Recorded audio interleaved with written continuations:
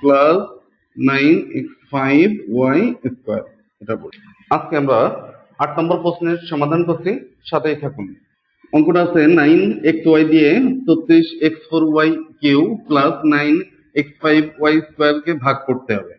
তাহলে 9 দিয়ে 36 ভাগ করলে 4 নং 36, x দিয়ে x4 এ ভাগ করলে x কিউ, এবং y দিয়ে y কিউ এ ভাগ করলে y স্কোয়ার। এখন এটা দিয়ে যদি আমরা গুণ করি 4 নং 36 x4 y কিউ, বুঝে গেল।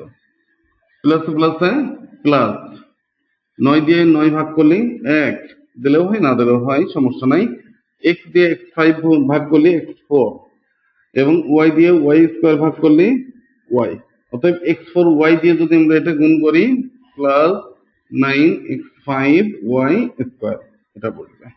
তাহলে আমরা কি করব, চিহ্ন পরিবর্তন করলাম এবং দুটো মিলে গেছে, 0 হয়ে যাবে। অর্থাৎ অ্যান্সার হচ্ছে আমাদের 4x3y স্কোয়ার প্লাস x4y, এটা হচ্ছে আমাদের অ্যান্সার।